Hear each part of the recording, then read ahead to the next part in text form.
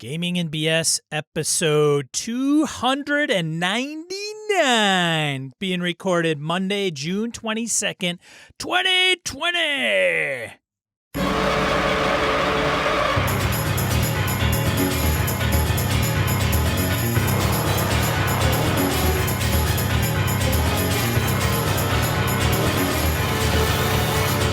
Welcome to Gaming and BS, a tabletop RPG podcast. I'm Sean. I'm Brett. Welcome to the show, folks. Welcome back. Glad you're on board here. Whew. Sean, did you get any gaming in this last week and weekend, man? Did you get some cool stuff in? This weekend I did not. Last time I gamed would have been Mothership on Thursday evening. Ah, very cool. So, yes, that was... was it good? Was it glorious? Fun? You know, I was hoping to maybe possibly wrap it up, but it just didn't get there. The game is too good. I've heard this. It's come to me that the game is so good, the players have actually secretly voted they're never going to let you quit. They love that game too much. You've done too well. You've outdone yourself.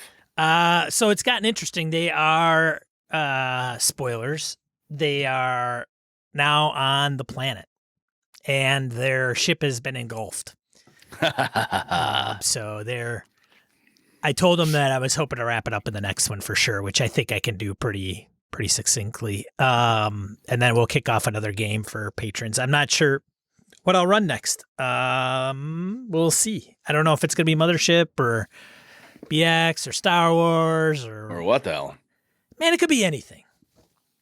Could be anything. You game, Brett? Last Tuesday I had my Avalon game. I killed and kidnapped some NPCs that were family to Lenny. Lenny's character, Flynn. Flynn's mother was killed. His dad was left for dead, and his sister was kidnapped. He found out. He thought it was the vampires when the Penangolans wasn't. It was something else. And instead of him saying, you know what I'm going to do? I'm going to go get the group, because one of the other bad guys who's been applying pressure to us is obviously it's this Malcolm guy. Let's rally up as a crew and go fight him. He went, nope, going solo. Wow, it all went to hell from there. Little sister got her head caved in. She died. It was just woof. When I say little, it wasn't like tiny. It was like, teenage kid type thing. But it was like, don't come any closer. Somebody steps closer. Bad guy kills girl. Then it went even more to hell from there. It was brutal. Yeah. A lot of craziness. A lot of unplanned. The fuck is Brett gonna do now moments in that one. That was entertaining. This weekend, I got to my buddy Nick ran a Star Wars game. He's doing D20 Star Wars. So I got to play in that. It's been a while since we'd done it. But we were able to get together and catch up where we last left off. I'm not sure I knew it was D20. I thought it might have been. I thought it was D6 actually. No, he's run D6 before. I've played that as well, but he really wanted to do the D20 version because he kind of liked it. I'm like, oh, I don't know any different, dude. Go for it. So we're having fun with it. Yeah, I have fond memories of. I mean, I don't remember the system exactly, but I mean that's what we played for a long time. The Living Force campaign. It was fun. Yeah, it was with Jeff too. Oh, okay. Yeah. Yeah. So far, pretty good. Pretty good. There's certain pieces and parts in there that he and other folks in the group are bigger Star Wars fans than I am. Mm-hmm. So X is revealed, and I'm like, whatever. Right. And I'm doing my best not to I don't care about that because other people are very happy to, in this case, have met Luke Skywalker. I found the way Nick was portraying him, my character's perspective was, that kid's a punk ass bitch. I want him off my fucking ship right now.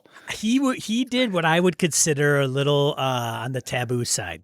I keep the characters away from. I know it was just it was a passing thing. It's just the reason he's doing it, and I know why he's doing it, is it's a time reference. And this is a big deal, and you're meeting bits and pieces, and they all have other jobs. We're not going to be working with or for them. However, the brief interaction my player character had with that particular NPC, I want to beat his ass if I ever get the chance, as he was kind of a dick from my character's perspective. But Nick's like, well, that's not how it really was. I'm like, you're not Locke. You're not my guy. My guy saw this. He goes, okay, fair enough. So Yeah. Other than that, hey, oh, by the way, hope happy Father's Day to your father, man. Thanks. It's late, but Well, happy Father's Day to you, Brett. well, thank you much. But if you see your old man in the short term, I'll just pass that on to him. I will certainly pass that along to him. I bought him a bunch of steaks. Good. Yeah, food. See, you're a good man. You're one of my best friends. He helped make you. I owe that. I owe that guy. Yeah. I owe that guy. That's what I say. You're same to your father then in that case. Oh, fair enough. Yeah. All right. Anyway, to all the other dads out there, Yeah. happy Father's Day. Hope you had a chance to game, do something cool with the kids, the family, whatever it is that you liked. I got to take a nap. It was awesome. I was dead tired. I wonder how many dads are like, I love my family and everything, but for Father's Day, the only thing I want to do is something else. Well, for a number of years when I was riding motorcycle, had a Father's Day ride. I remember that. Yeah. Yeah. I was like, Father's Day ride. And my family never with two guys that have no kids. Yeah, but I had a bunch of other guys. Henri and myself. Yeah, but a lot of other guys. I mean, part of that became to when Henry's father died unexpectedly. It was kind of he wanted to do something as a memorial for his dad. Then my buddy Chris Chitwood, you met Chitwood. I know Chris, yep. It was like a Father's Day thing for him, and it all just kind of turned into a thing there. So gotcha. Anyway, happy Father's Day late to all the dads out there. Yes. So enough of that stuff. Let's go on random encounter, man. Let's move it on. Random encounter, segment of the show where we read comments from forums, social media, voicemails. We have one from Mr. Watkins, a voicemail he called in to the show. Let's hear. Hey, this is Mike Watkins. I was listening to the episode where y'all talked about spell components and finding those components. I don't know if you know this, but in 3.5, there was a rule about the spell component pouch, and it was hidden in the description of the item, the spell component pouch. I don't know why it was only there, but the spell component pouch is considered to have any spell component of gold piece value of 5 or less. I had some DMs that would house rule it to where they weren't in there, and then I would have to go adventure in order to get any of the spell components that I would need. But for the most part, they're just considered in there unless they're more than 5 gold. I don't know if that is carried over to 5th edition. I haven't seen it in there yet, but just wanted to say that. Thanks. Thanks, Mike. I think that's his first foray into the show, if I'm not mistaken. And if I am mistaken, I apologize. But would you, Brett, would you make your spellcasters hunt around for spell components? I love the fact, first off, Mike, thank you. I love the fact that you called that out because I remember vaguely that in 3.0, but it never got implemented. Yeah, I don't think we. And as Sean and I have already said, probably both of us need to reread 5e because we don't know what we're talking about there either. Anyway, I have had very bad luck trying to get people to use spell components. Mostly because I say, we're going to use spell components. We're like, yes, sir. We're going to use spell component to shit out of this. Here, damn right I will. I'll keep track of that. I swear. You betcha, Brett. 5 sessions in, I'm like, oh, shit. Has anybody been keeping track of spell components? Oh, no. Sorry, I forgot. Oh, geez, forgot. It's always, and no one forgot on purpose. It's not a malicious forget. It's just like, oh, fuck. We've never paid attention to this for 20 years of gaming. Now you want to do this. Ah, crap. All right, we'll do it again next time. Forget it. Start over. That's happened every time I've tried that. I don't think unless we did it when we were kids, that was for some crazy reason, but I think it fell to the wayside pretty quick. I tell you, though, I like what Mike brought up there, so I'm going to have to check, because if it's in 5e when I do my reread, I want to figure it out. But, two, if it's not, I like the idea of, like, look, a spell component pouch costs X, and it's good for Y number of uses, and it has everything in it you need up to a certain gold piece value, which is great. Because certain spells have a limit where they'll say, hey, 100 gold piece pearl, 1,000 gold piece diamond, or some equally uber expensive-y thing. It's called right out in the material component of the spell, in the spell description.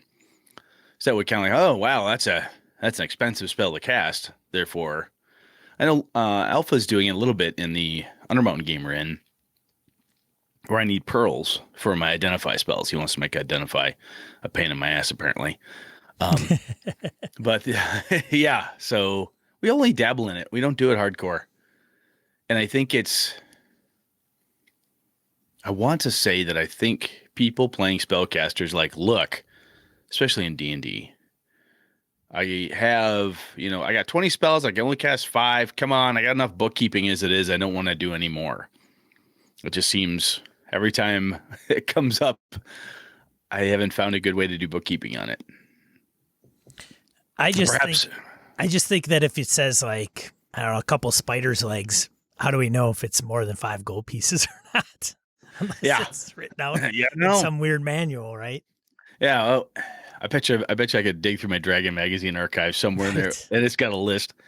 There used to be, my buddy Eric Schaefer at one point, we toyed with it a bit back in high school, and specifically because we would find things that someone read a Dragon article, went, this item gives you a +2 on all spells that are fire-based.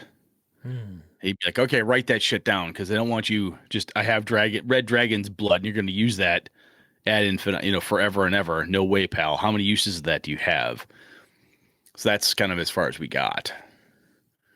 But I think after our last discussion around resources and options and different toolings and stuff out there, I think if nothing else, it behooves me, if I want to do it, to go back and reread whatever core rule I'm going to use for the game at hand that has spells and components, to figure out how does the core rule handle it, and then determine if I want to mod it from there. But I like that. That's a good thing to know, because if that didn't translate over, that one seems like it'd be easy enough to shift over to 5e. I like that. Thanks, Mike. Good stuff, man.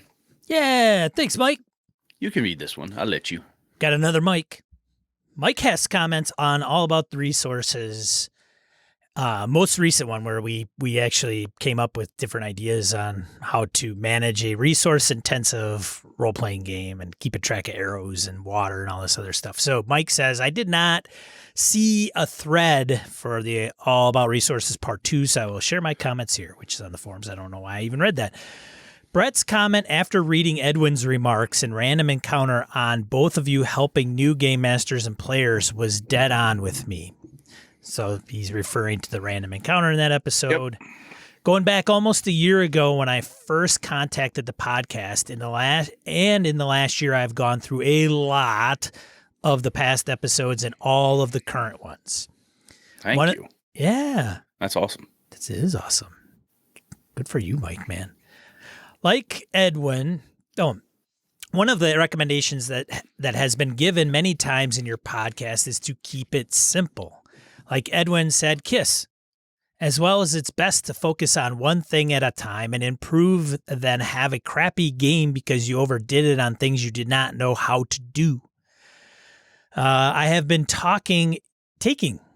he's been taking our advice from an episode many moons ago about playing in games to learn what you like and how to play will help you game master. I have found this to be wise counsel.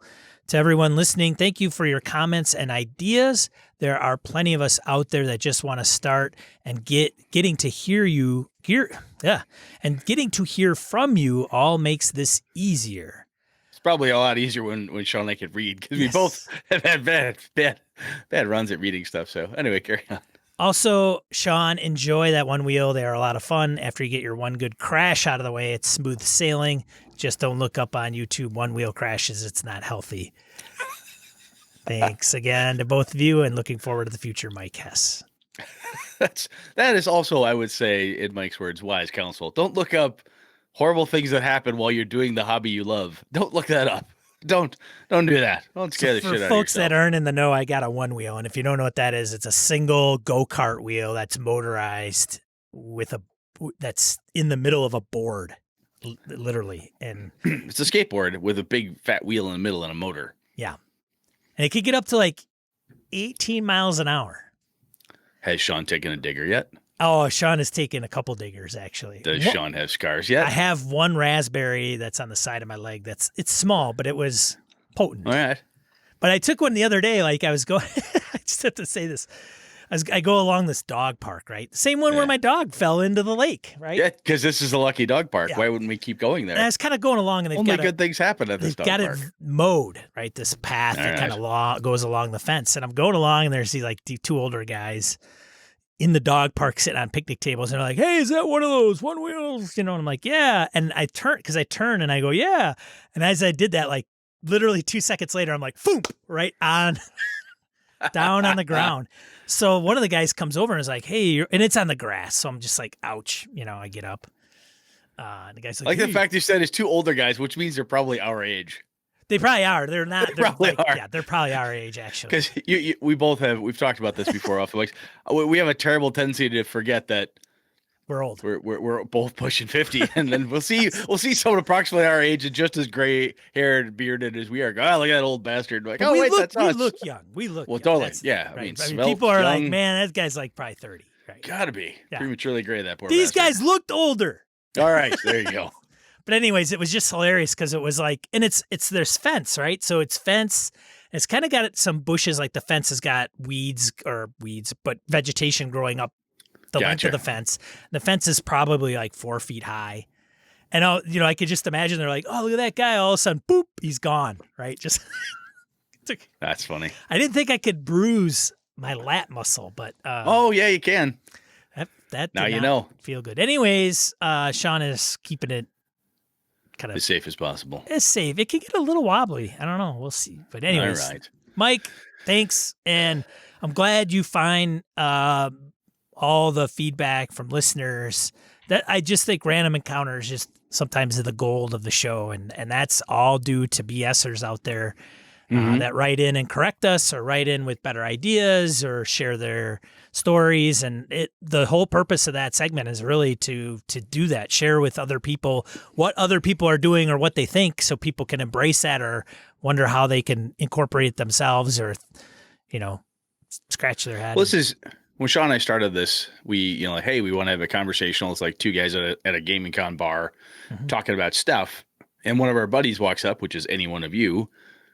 And one of our friends says, "Hey, that reminds me," and this is your opportunity to do that, because we're not running the show live. We get to butt in and throw your story at us. But I'll tell you, Mike, we've had a couple different people throughout the years and various episodes say that they've started gaming or taken gaming to a new level, or reawakened the gaming hobby or whatnot because of listening to us. And a lot of the cool stuff our listeners have said, and it's incredibly humbling and is very, very cool. I think if there's anything like for the good of the gaming hobby that Sean and I have done, I think that is probably the best part, man, is when people come up and say, "Hey, I like what you said, and I game now, or I never did before, and I wanted to get into it, and I'm doing really well, and I really like this thing. It helped me out." That's just awesome. Yeah. That's awesome. So very, very cool. Yeah. All right, what do we got here? Roger B. Mr. Yeah, Braslin. Roger Braslin! Comments on tensions in RPGs. I think you mentioned such things, at least in the next episode, but Warhammer Fantasy Roleplay 3rd Edition, of all things, has a tension tracker I'm thinking about using in my 1E game.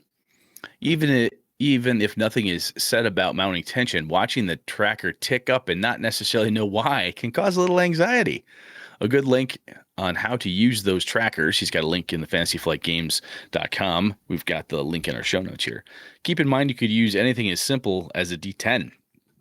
As long as the players see you rolling it up or down in accordance with their actions or the amount of time they take to do something, and see something big happen when they reach the end of a count. What'd that number go up for? I don't know. Well, is that because we're taking too long? I don't know, he says as he moves the counter up again. Or are we asking too many stupid questions? Maybe 2 more counter notches up. Son of a... 1 more notch. Okay, let's move. Hey, there's some power in that. Yeah. For sure. I like that. And those cool things, like those trackers, Roger's saying taking it, moving it to his 1E game. I'm assuming he means 1st edition Warhammer Fantasy game, because he's a big Warhammer guy. But that feels like, I have to check that link out, Roger, because that feels like the type of mechanic that could slot anywhere, even if you don't have such a tracker in mechanic game of choice for you and your group. You're like, ooh, I like that thing. And if you're able to take some of those mechanical ideas, crunch them in there, that's pretty slick. Thanks, man. That's good stuff. Yeah, thanks, patron Roger B. Yes. Phil comments on tension and his mothership game. Yeah, baby. Sean making converts. Let's hear it. Let's hear it. Last night I ramped up the pressure in my mothership campaign. Threw the kitchen sink at them as they battled transgenic reptilian humanoids and crazed androids devoted to their AI computer god, which had locked them into the derelict colony ship they're exploring for salvage, and that's not even the half of it. I like what you're doing, Phil. I like it. Everyone is stressed right now. They're hitting stim packs trying to bring themselves down. One of the players experienced the panic check and failed. Led to a psychotic episode where they attacked another PC with what is it? A machete? A machete. Instead of it's like a vibro knife, but a machete. Yeah, vibro machete. Yes. Things are spiraling out of control for the group. The best part is the tension created by the game mechanics is causing them to make hasty choices in game that will lead to further consequences down the road. It is glorious. I haven't had this much fun running an RPG in a long time, and the best part is the players are loving every minute of it. The level of excitement they express after every session is awesome. Yeah, baby. That's very cool, Phil. Yeah, I'm Phil. glad to hear that. That's to hear that. It's awesome. It's really awesome when you're the warden in Mothership as the game master, and you're doing that, and the players like it. Like, even though they're getting like maybe what they would consider quote unquote screwed over, at least they're enjoying the If you're chaos. doing that right, we always say this. If you're all having fun, cool, you're doing it right. And when you're applying this type of pressure, as we've talked about, we had 2 episodes on that. But when you're talking about it, why is it fun? Oh my God, this could be crazy. And if your players aren't like, you motherfucker, and then they're waiting by your car with a tire iron, and you find your bicycle tires have holes in them, and they stop returning your phone calls, okay, you're doing it right. I mean, there's extreme examples, of course, right? But if you do something and the players aren't having fun, they're like, oh my God, Jesus Christ. And they're just not there. But man, when they proactively come out of the woodwork and say, that was awesome. Oh my God, we're getting our asses kicked. And I love every minute of it. That's pretty cool. Believe it or not, that's one of the things in Call of Cthulhu, if you're doing that right, at least in Brett's book, that people come back to Call of Cthulhu and say, why would you keep doing that? It's this, you're going to go crazy and die. And I know it's the same thing. Monster Hearts. Our buddy Cthulhu has run Monster Hearts many times. So lots of people love Monster Hearts. The game itself does not interest Brett. However, my first internal criticism, I should say external because I've not yet played it, from the outside looking in went, seems like it'd be the same story over and over again. And then I realized what a dumb goddamn thing to say because so many stories are the same stories all over again.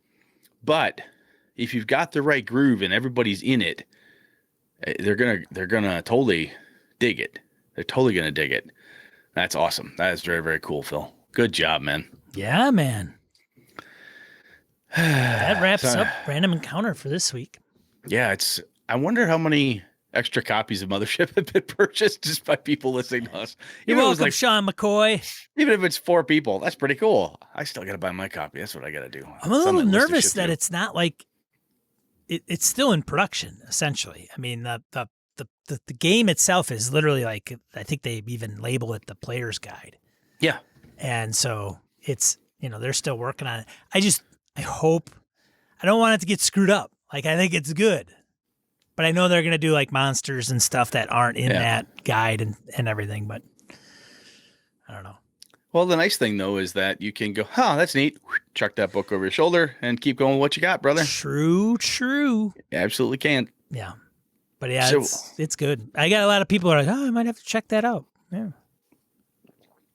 Sometimes, especially, man, those cheaper games like it, when you go out there and drive through, you're hunting around for something, you find it, go, you heard about that Mothership? How much is that thing? Holy shit, that's cheap. Wow, damn, what is it, $7 for it or 10 or whatever? You're like, I'll throw a little bit of love at them, get myself a copy. And you go through it and you're like, that inspires me to do this thing in my Star Wars game. That inspires me to run this way. I've got a fiasco playset in mind based on this. That's awesome. Sometimes the best thing you can do as a creator, in my opinion, we just talked about this, like with the show. If we inspired somebody to do something cool with their game, or to start gaming, that's sometimes the coolest goddamn thing you can do. Yeah. And that's why when you told me, wow, I really like this, like that's high praise, because you and I have read a shit ton of games over the decades, and sometimes it's like, meh, don't care, toss that to the side, put that over there. But that's cool, man. This is awesome. Like it. But I take a while to adapt because I mean, Mothership's been around for a while, and I know I had heard of it, and I just thought, well, it seems like a Well, Call of Cthulhu's been around forever. You've never yeah. really gotten into it, and Perfect you example. now you like it. Yeah. You know, ready to roll with it. That is true. Like, yeah, I can say that there are. It took me a while. You know what it is? I think it's like music or something. Like I heard it a long time ago, never really got into it, and then all of a sudden, I don't know if I'm just old Now and all of a sudden you crusty. like Creedence Clearwater Revival, and you don't know why. Yeah. Because you heard it through the grapevine at one point. Right. Yeah. He. Someone put a Har. spell on you down on the corner. Har. Anyway, I think that's enough of that crap. Let's go on. Yeah, let's get in the main topic. Main topic.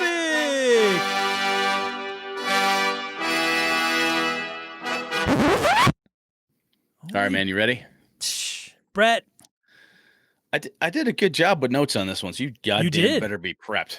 Yeah, all right, so Chris Schorb on episode 298, last episode, hit us about jamming styles. He left a voicemail, so if you want to, go back to episode 298. I'm not asking you to go all the way to 1 and listen forward for all of Chris Shorb's wisdom, just that one. We have not asked a lot of people to go and start at 1 for a long time.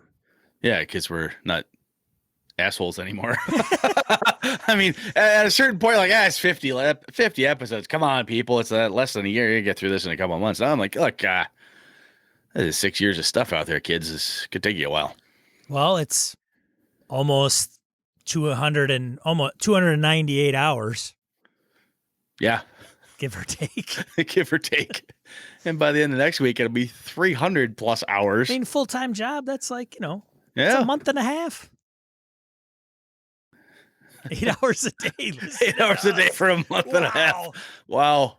I can't advise anyone to do that. Anyway, so Chris started talking about jamming styles because quick note back. This is oh my God, Brett and Sean need to reread the 5e rules. And sometimes, and one of the things I said there, in my bemoaning of I thought I knew it, but I guess I don't, is, I GM over the top of stuff. My game mastering style takes over. And Chris had said, what makes something a style? Is it, he kills all the players. She only likes to run horror games or blah, blah, blah, blah, blah. I think there's more to it than that. And I don't want to talk about, it's basically a little bit of introspection here. And one of the reasons to do it is, before I get into the details, that Chris talked about this, kind of it being a healthy introspection sometimes to say, what is it that you like? What is it that you like to do? And I think this also ties into some of the conversations Sean and I have had over the last, almost 300 episodes now, where we say, what is it about this new game system you like? When Sean brought up Mothership, I'm like, what is it that you like here? And some of it comes down to, I like the freedom to do X. I like the way the mechanics allow me to do this thing that I enjoy.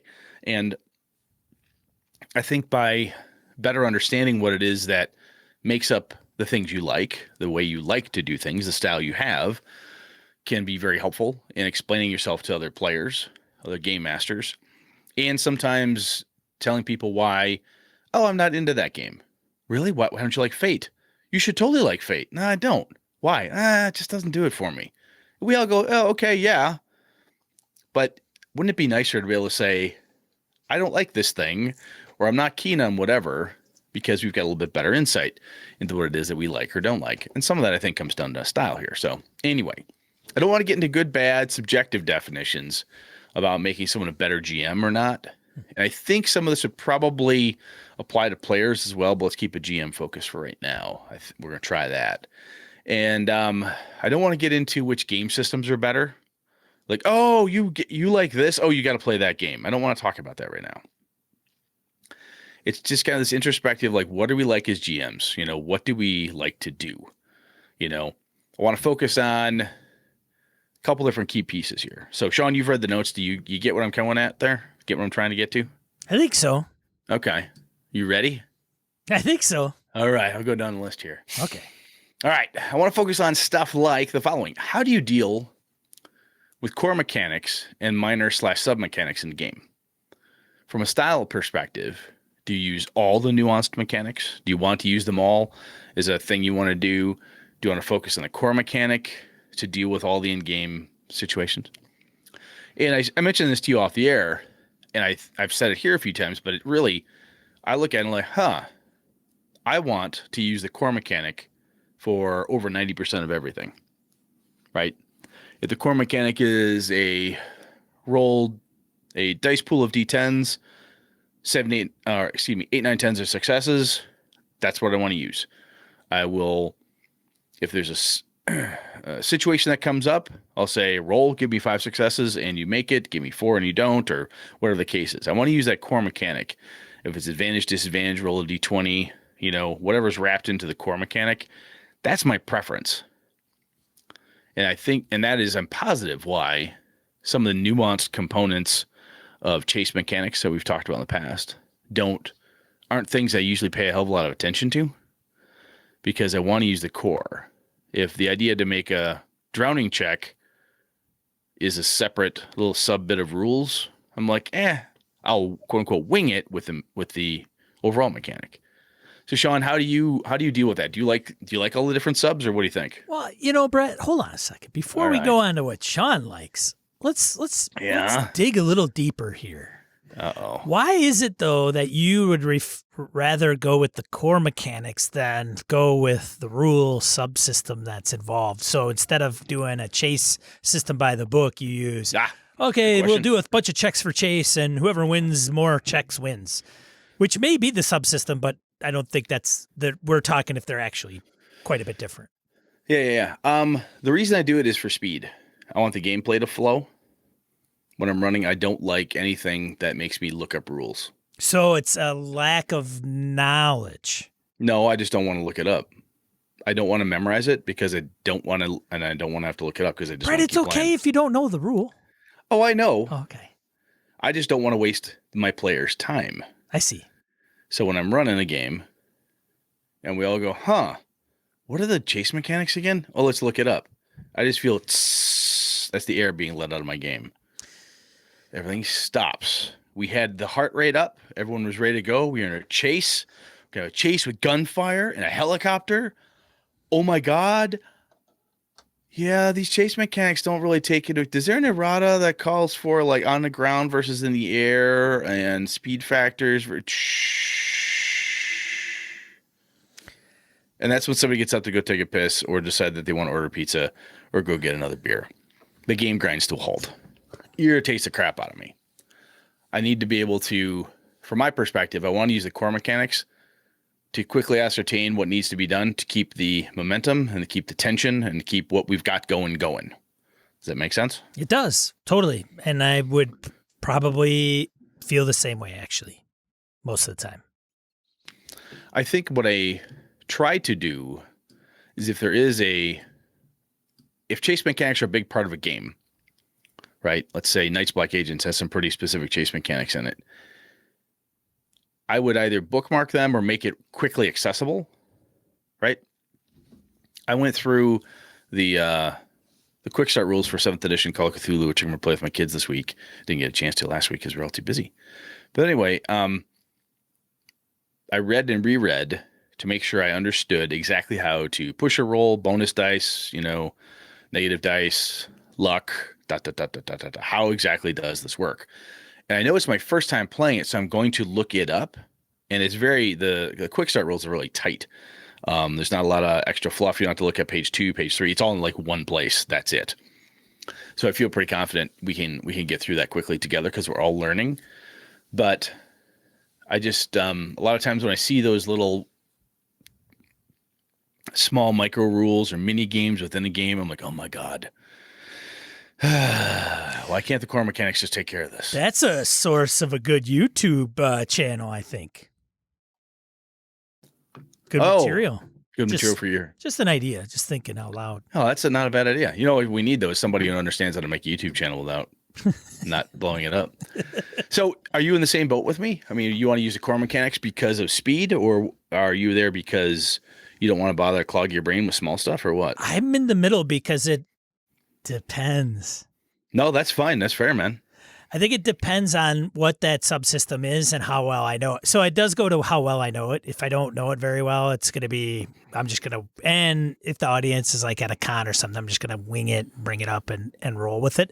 Mm-hmm. On the other hand, if it's a system that's like got a really cool mechanic and I've actually learned it a little bit and I can futz through it, then I will run it as it's close to written as possible. But it's I agree. So yes, if I'm on the fence where it's like, oh, this thing is such clunkiness and it's not going to work and I don't want to spend 20 minutes dealing with it, then yeah, I would probably take whatever the core mechanic is and manipulate it to some degree where it works.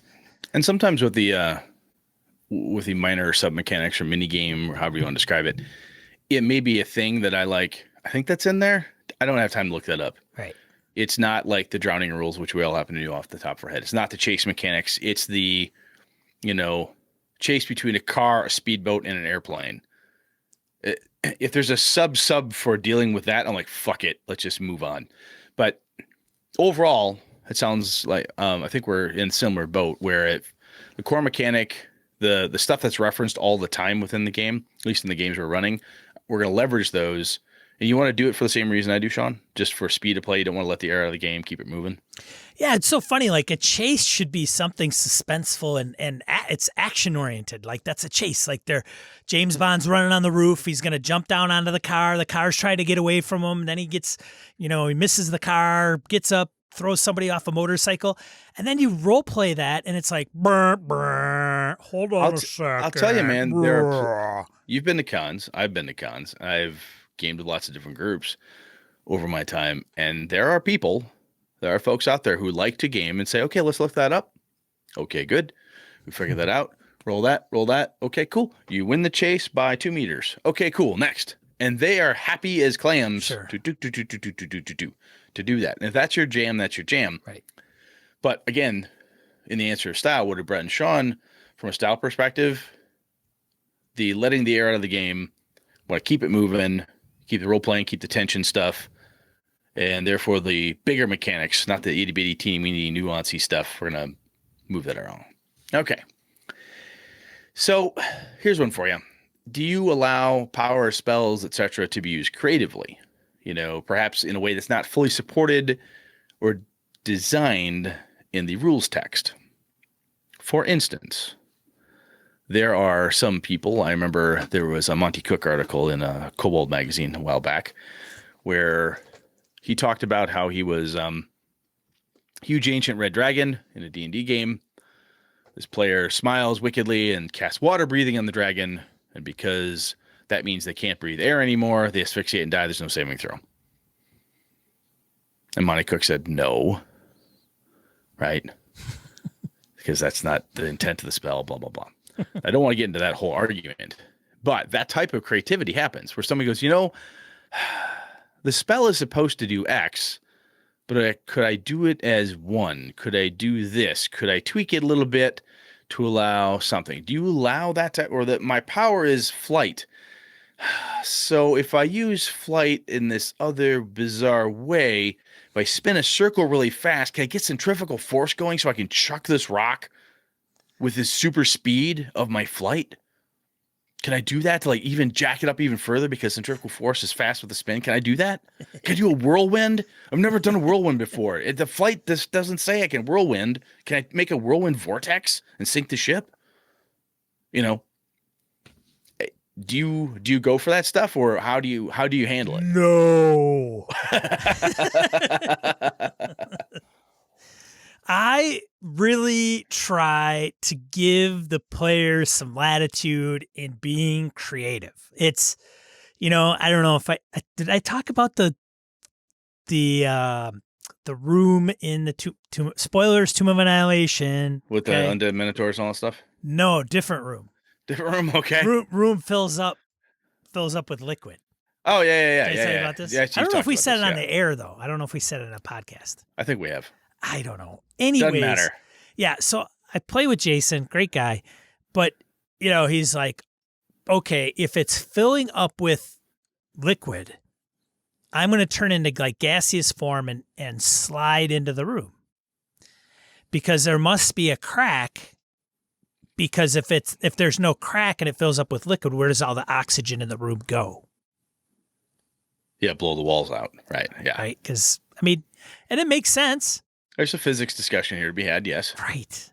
Even though in the module it's like it's sealed, it's solid. And I think I conveyed that to him. Like it's sealed, it's solid. There is no crack for you to enter. There just isn't. Well, that doesn't make any sense. Well, okay. Now, for him, he doesn't know. He just assumes that the room is solid stone all the way, 4 walls, ceiling, everything is solid. So that if the liquid is pouring into it, that's a problem. But he doesn't understand that there's another outlet somewhere, right? Yeah. Okay. But it's some of those things where it's like, do I want to sit here and explain stuff that the players may not know and are not privy to, or do you just put the hammer down? And so sometimes I'm kind of like, well, I really want to give these guys some latitude with coming up and thinking of certain ways to use things or utilize things, whatever. But sometimes I've gamed with Jeff for almost 40 years on and off. It's that guy pulls more shit out of his ass, and I got to keep him in check because otherwise he's like, and it does no. It's like the rule of cool only goes so far. I don't actually mind the rule of cool. But you've got a limit on it. Well, sometimes it's not even cool. Like I want to do the whirlwind thing and I'm gonna blah blah blah. It's more of it'd be like Jeff. This is classic Jeff. Ready? Yeah. All right, my turn. Yep. It's your turn, Jeff. Okay. All right, Sean. What I'm gonna do is I'm gonna cast shield on myself. That's a bonus action, and then I'm going to cast smite, and then I'm gonna cast holy weapon, and then I'm gonna run across. Like, how far is he? Like he's, 120 feet across the room. All right, 120 feet. So then I could try to get there, right? Because then I've got this. Then I've got this, right? I've got this ring, and he'll show me like the card, or he'll show me his character sheet and be like, "You're right here, Sean." And I'll go, okay. It's just adding bonuses. And so when you're done with it, Jeff's taken like 6 actions in 5e, which is whoa. You got to put the brakes on. Time out. Action economy. Hold on, Jeff. What in the hell are you doing? And what are you pulling out of your ass to make this happen? And they're like, well, I could do that, right? I'm like, no. I'll let you get away with this, and that, but not that rest of that bullshit you're coming with. And he'll go, oh, well. Okay, that sounds fair. And then we kind of roll with it. See, that's kind of cool, though. That's somebody who's got a story, a theme, an idea, a cool thing. Like, I want to try to do all this crap. You're like, you can't do all that crap.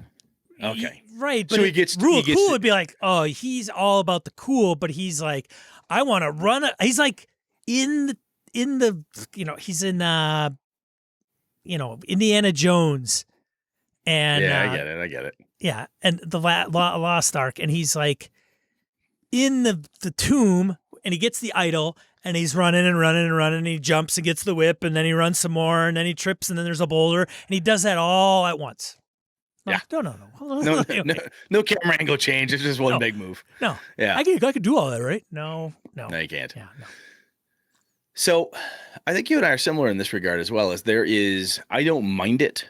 I don't mind the creative use. However, I think a piece of this is that maybe an extender on this is, yes, we will both say no, or that won't work, or it won't quite work the whole way, but I'll put limits on it. Yeah. Right.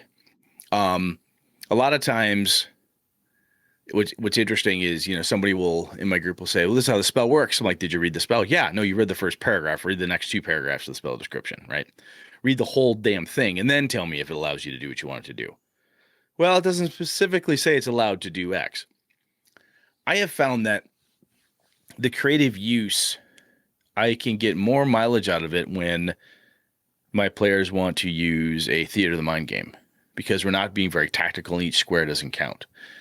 If I'm playing a tactical game, I tend to be, how's it written? That's how it works. Because everything else is that's how it's written. That's how it works. I get 5-foot movement here, 6 foot there, 10 foot here. I get to do this thing. action economy, blah, blah, blah, blah, blah. If I'm running a Theater of the Mind game and we've been approximating distances and approximating movements and, visualizing only, I can be a little more flexible, which is how I like to run in my Avalon games. But even then, sometimes somebody will I want to do 52 things and then jump on the bad guy. I'll let you can't do all of it. Or, yes, but you're going to be at a horrible disadvantage and they'll get 2 free shots at you while you're blindfolded and they'll just be kicking you in the nuts. Is that what you want? Oh, God, I don't want that. He's got steel-toed boots on. Yeah, okay, so I don't want to kick the nuts with steel-toed boots. Bad idea. But I think I like the creative use, but I think there are limits to it. And I think part of it depends on the type of game I'm running. If it is a very tactical game where every square, every grid, every inch high means something, then the rest of it needs to mean something too. I feel that's a continuity component. So as long as the overall feel of the game remains, I'm fine with it. Because if to what you're saying is you're running a semi-tactical game, and then to break from that and say, oh, I'll let you implement physics here for the first time ever because we never bothered to argue that dragons can fly and how the fuck is that possible? No, you're not going to do that because it doesn't work in the setting type of thing. So I think I'm with you there. Yeah, that makes sense. So here's one for you. Do you make the PCs the center of the story, the campaign, or is the world, quote unquote, happening around them and it's up to the player characters to get engaged in what's going on?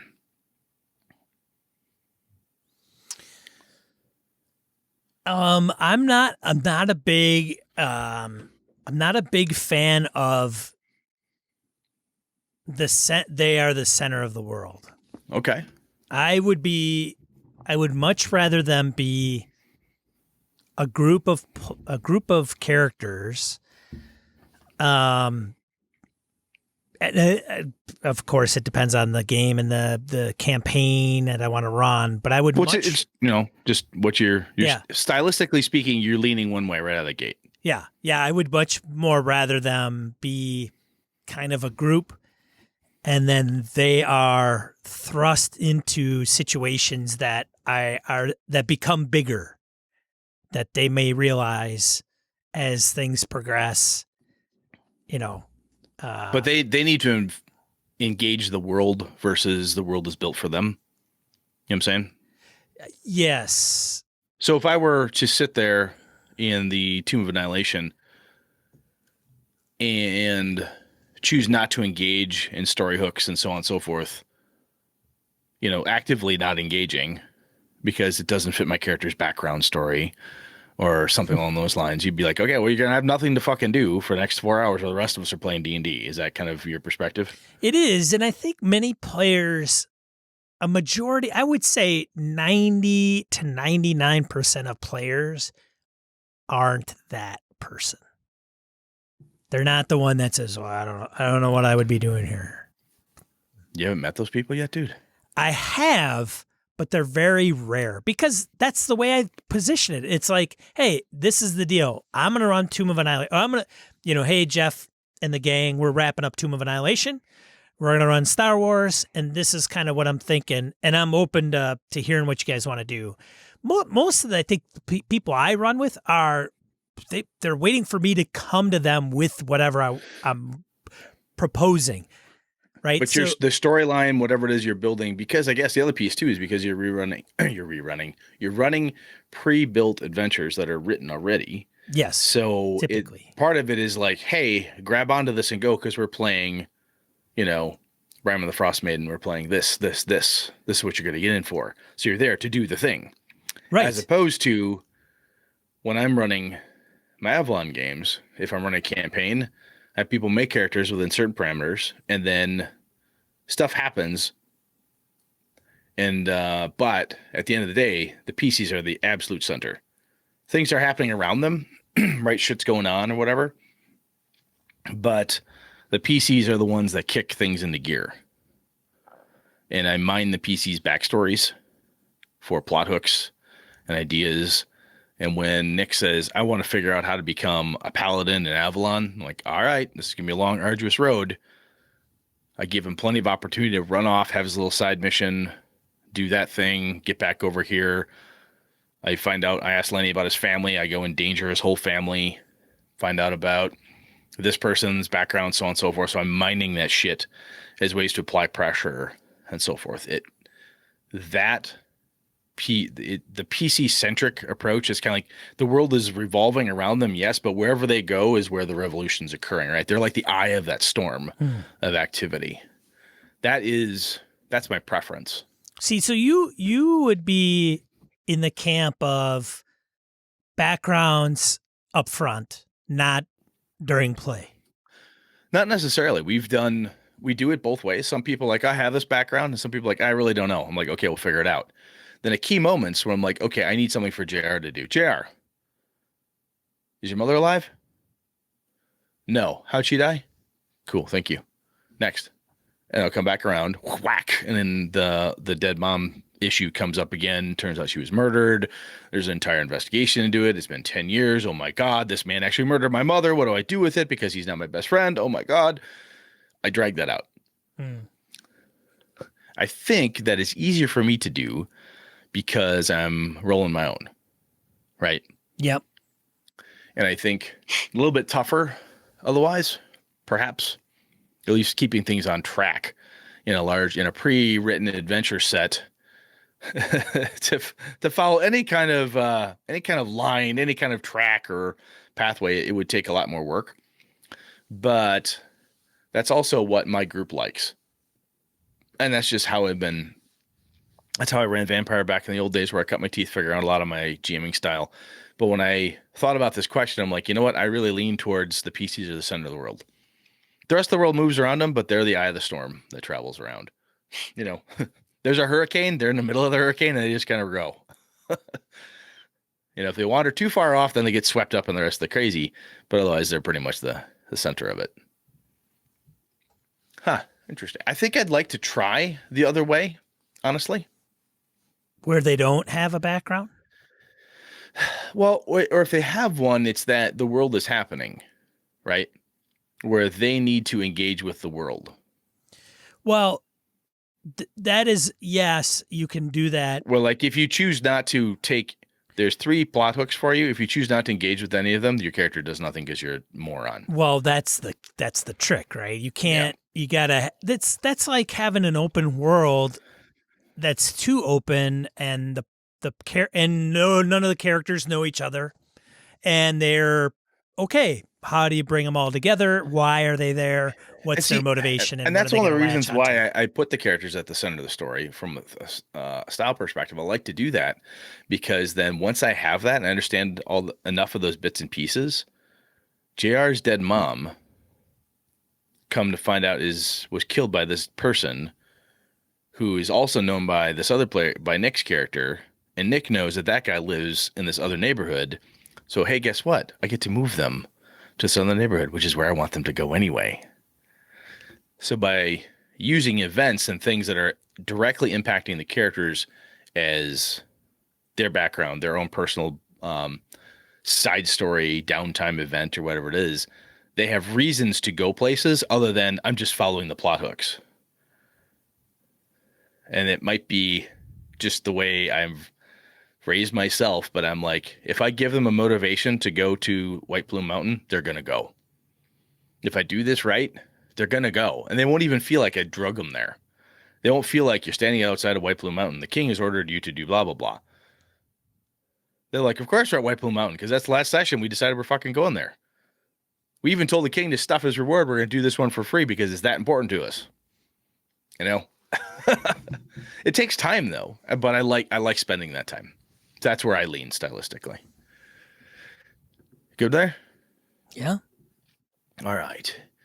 Do you allow for player narration description before the die roll, or do you tell them to roll first and then narrate the results after? Well, I'll leave that up to the player. Some players will be like, okay, this is what I'm going to do, Sean.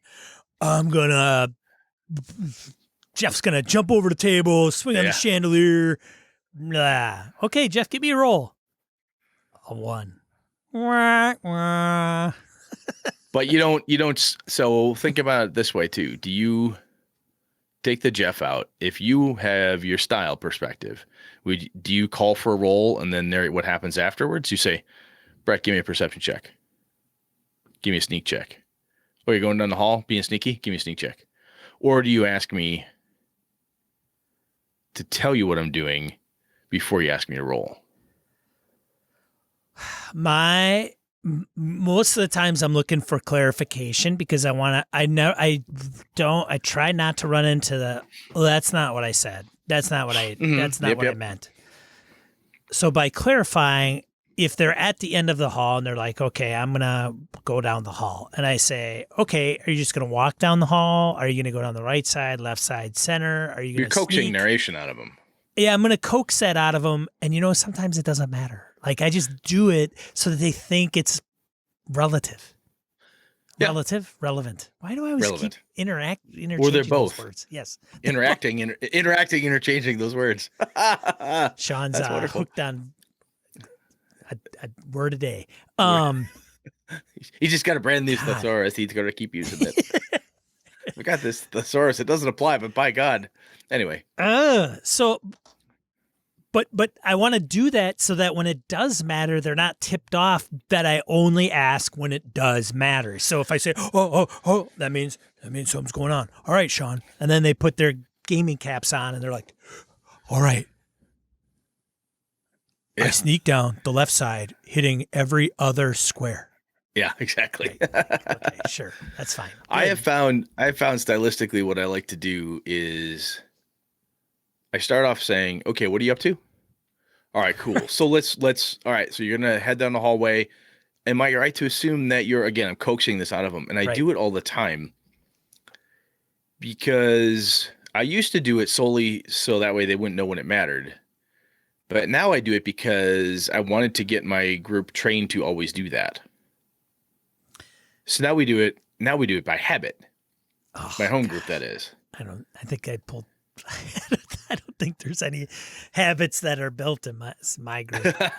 It's not right or wrong, but I find that even at a convention game, someone goes, yeah, I want to sneak down the hall.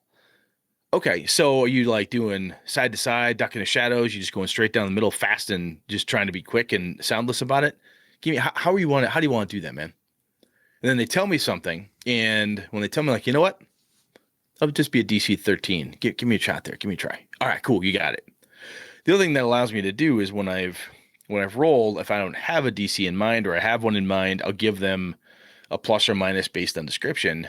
Or if I want to give, depending on the system I'm using, if I've got partial wins, partial knots, and I think even, especially with like one of those game systems that has the funky dice, right, for FFG, and threats and bonuses and all this cool shit in there, the narration helps me figure out with the players what could go wrong or what could go right, So my preference is I really want the players to give me a narration or at least a description.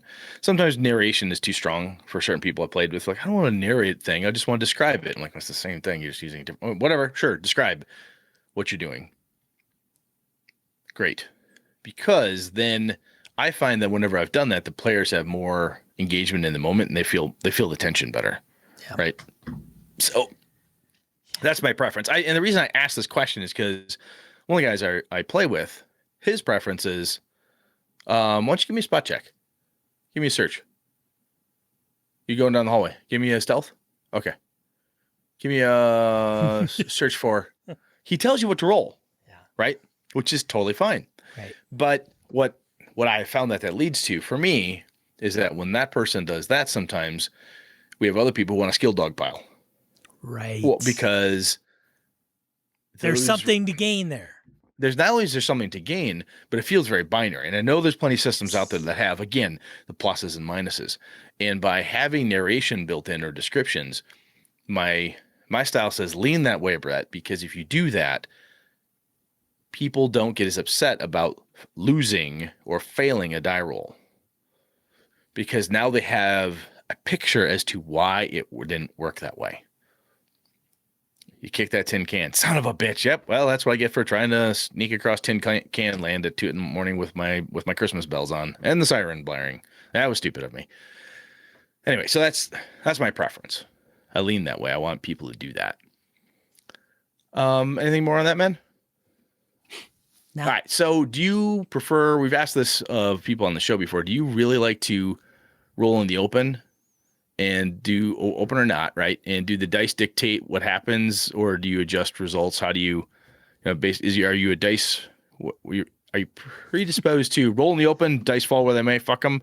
Or do you like to roll behind? How do you deal with your dice, man? What's your lean?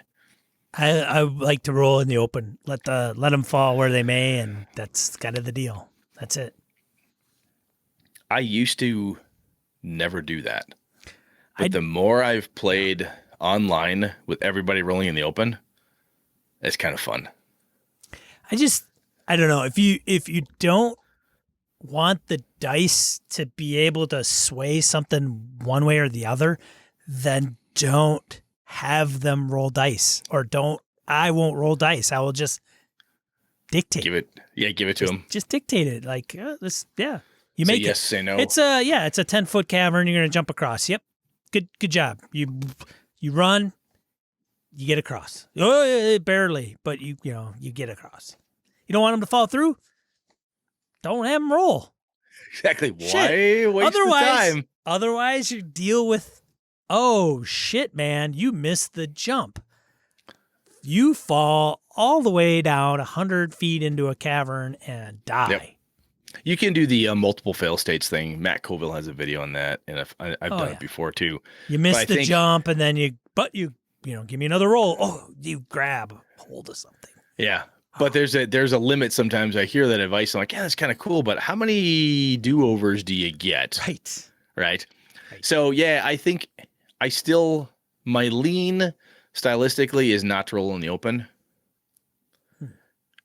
However, I'm starting to stylistically, as a game master, go the other way because I'm seeing it's fun.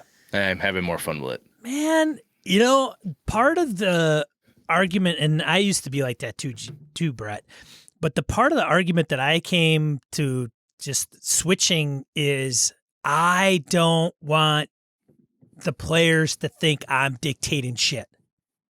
Hey, you've got agency. You want to do something? Great. You think you're good at it? Awesome. You think you're going to, stretch it a little bit? Fine. Let the dice determine whether you are going to let the dice of fate.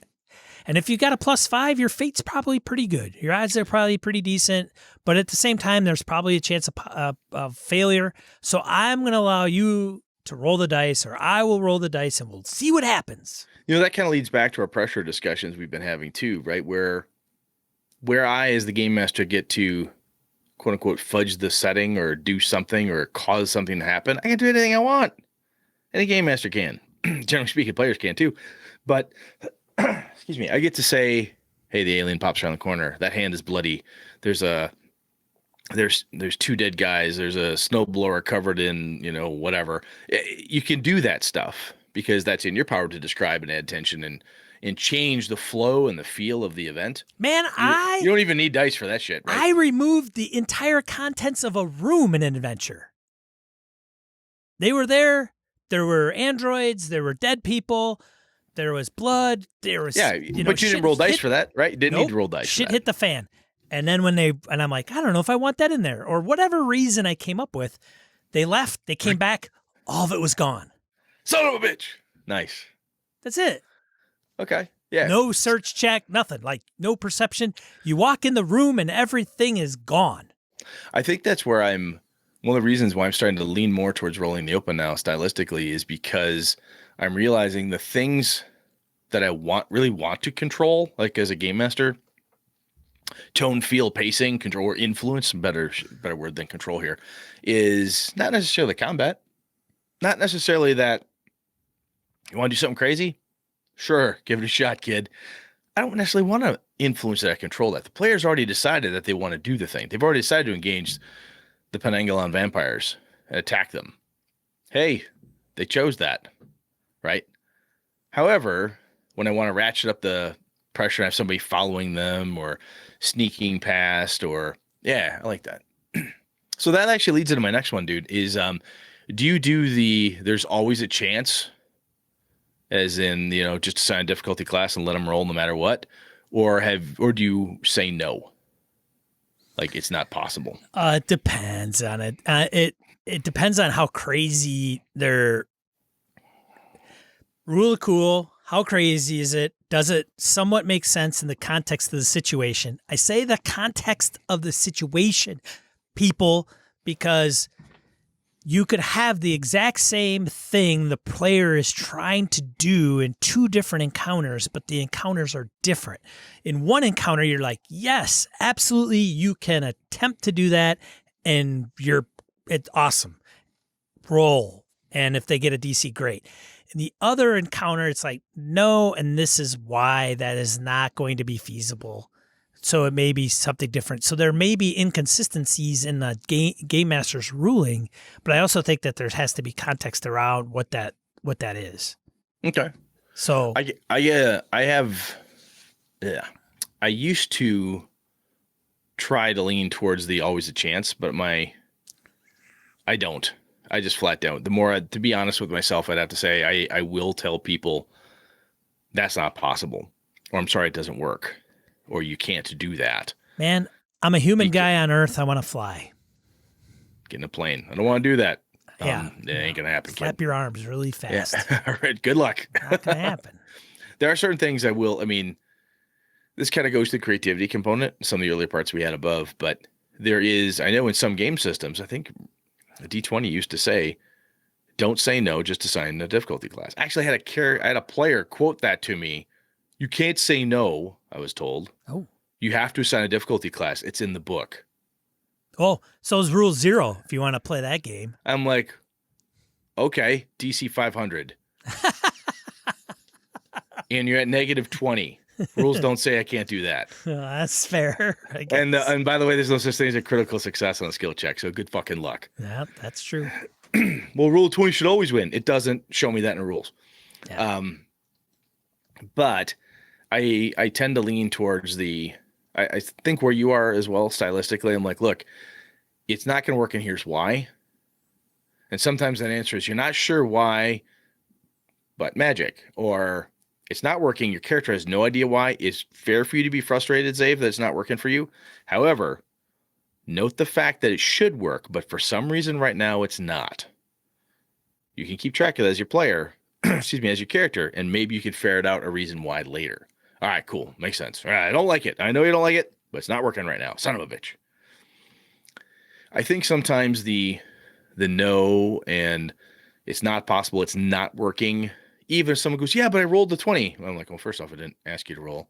And second, sometimes I find that if you tell people to roll a die and then say no, it's not possible, that makes it worse. Yeah, and this is one of the reasons that lend me to having you describe / narrate what you want to do before I'm calling for a die roll or any kind of randomizer check, is because what are you trying to do? That's not going to play out, and here's why.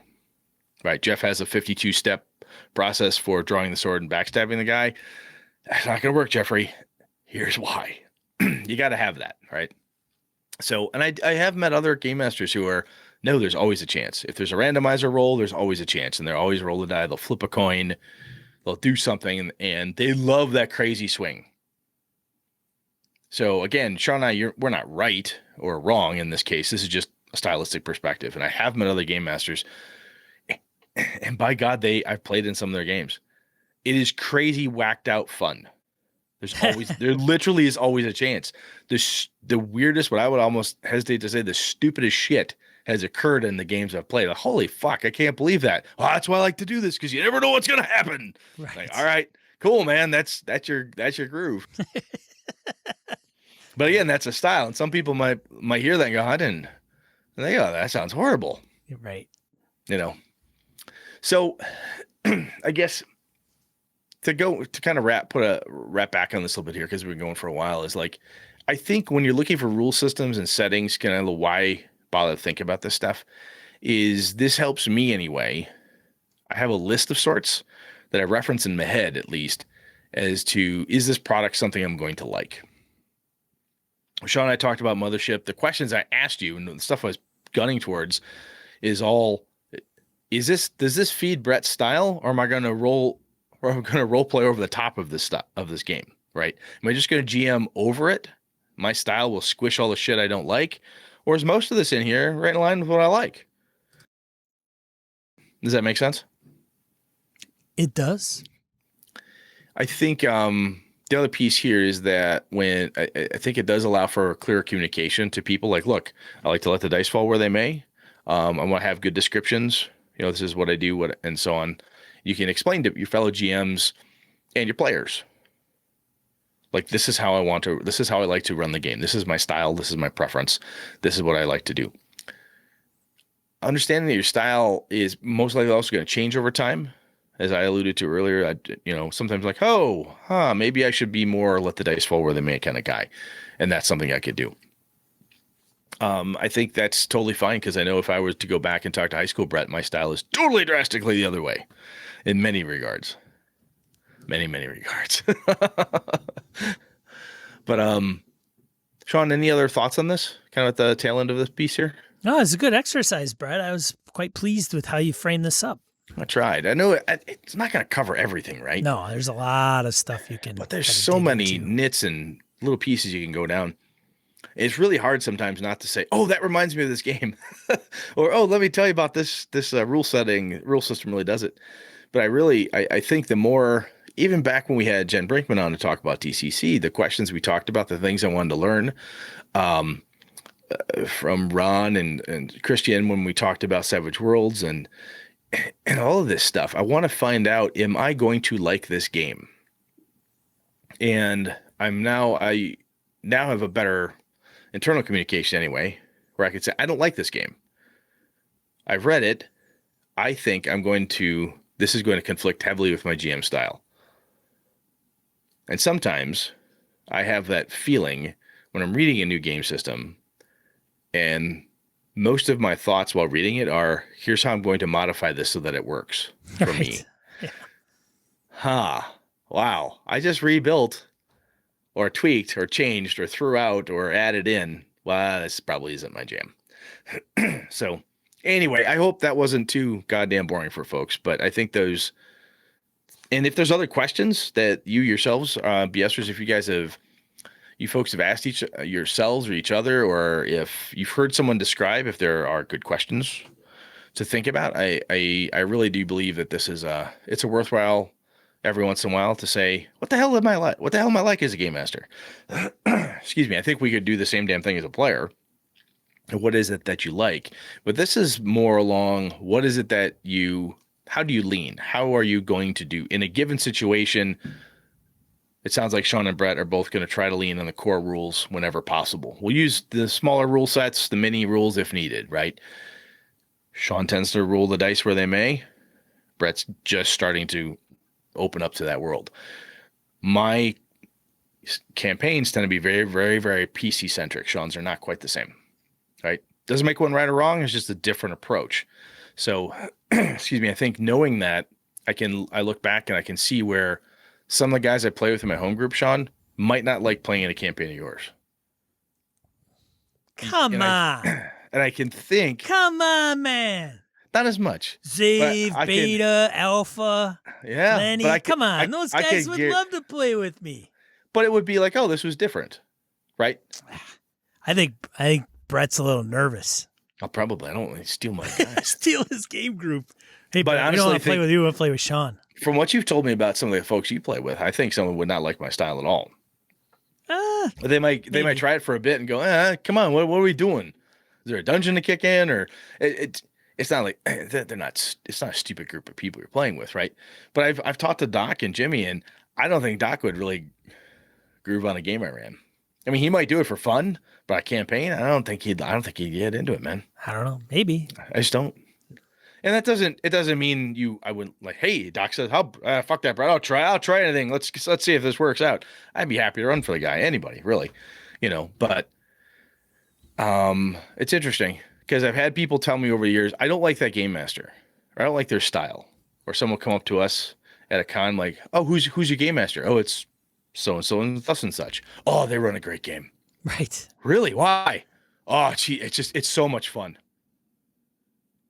really, why? Is there a thing they're doing? Are they rulings over rules all the time? Is it rule of cool? Are they like, is it crazy chaos motherfuckers just doing crazy chaos motherfucker stuff? Is it all made up and the points don't matter? Did you not roll any dice? What are you doing? Sometimes I think these conversations help, at least when I'm talking to other people, to suss out what the hell it is I'm actually trying to say. When I go, oh, you really like this person's thing. Why is that? I don't know. I did. But anyway, enough of that. If the listeners have got pointers, you thought this was helpful, useful, or a galactic waste of time, please let us know.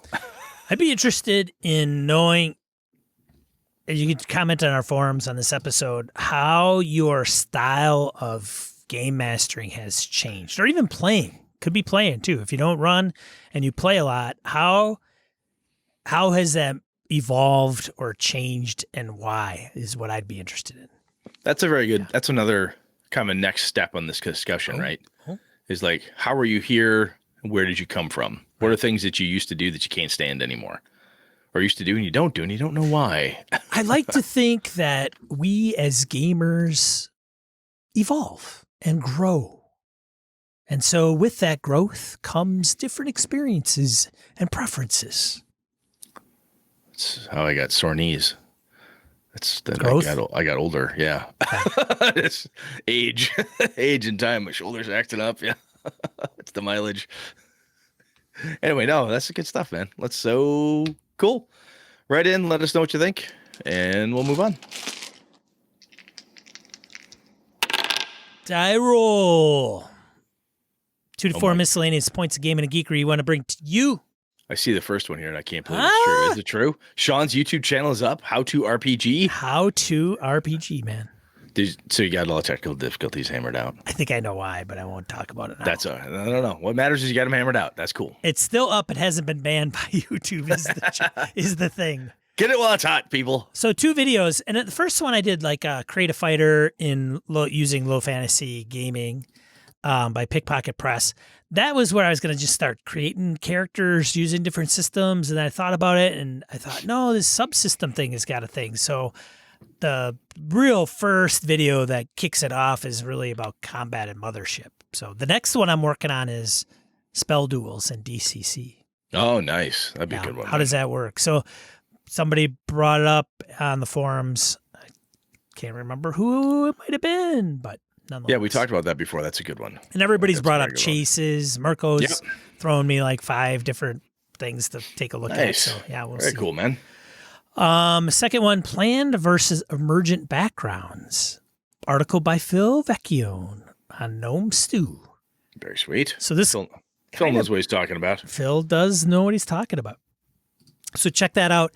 That goes back to a little bit earlier when I was kind of picking at Brett going, well, do you like people that plan their background, or do you want them to come through play? So then the last one, Isaac Asimov's Foundation. Do you ever read that series, Brett?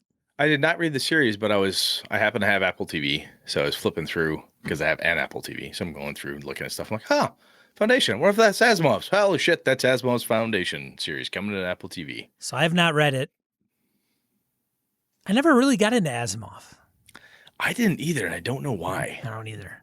I kind of, at a certain point, fantasy captured me more than sci-fi did. I like sci-fi. Yeah. I do like it. I have a good time with it, but fantasy is kind of where my heart lies when it comes to that stuff. So that is coming to Apple TV in 2021, and it looks pretty interesting.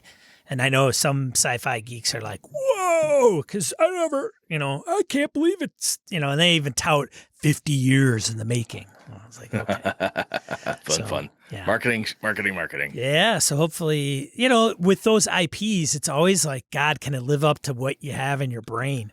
Well, that's the other piece. Is like the Lord of the Rings movies. I know plenty of people who hate them. Yeah.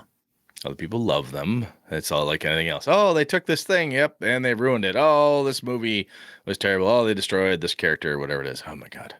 So it'll be interesting. Yeah. Very interesting. All right. So what are we talking about next week, Brett? Next week. Number 300. We're talking about PCs and NPC reliance. A couple of our listeners were talking about this in the forums around. Some of the PCs just always leaning on the NPCs for advice, info, direction, and so on. I'm going to dig into that a little bit, see where we go. So that'd be next. So I heard because it's 300, Brett will be on Twitch, and we'll be having this episode live on Twitch next Monday at 8 o'clock Central Time. And that Brett is he's going to be shirtless and all oiled up. Yeah. Yes, and in like a Spartan outfit. No, nobody needs to see that. I mean, I've been working out. Stefan Dragon Spawn. No, just for you, buddy. I've been working out and all, but I'm not that level. Today we died in hell, or whatever they say, or whatever it is. Yeah, whatever it is. This is bullshit. I'm gonna kick a man in the pit or something. Yeah. Lord. Thanks everybody that came to view us live here on Twitch. We appreciate it. Thank you so much. Monday nights, 8 Central Time, we record this. And then my mothership on Thursday nights, every other Thursday. And then we'll be rolling some other games after that. Otherwise, I think that's it. If you see this on YouTube, be sure to subscribe and like and all that good stuff. Otherwise, thanks for tuning in, everybody. Thanks for downloading and listening. I'm Sean. And I'm Brett. Good night. Good game and all.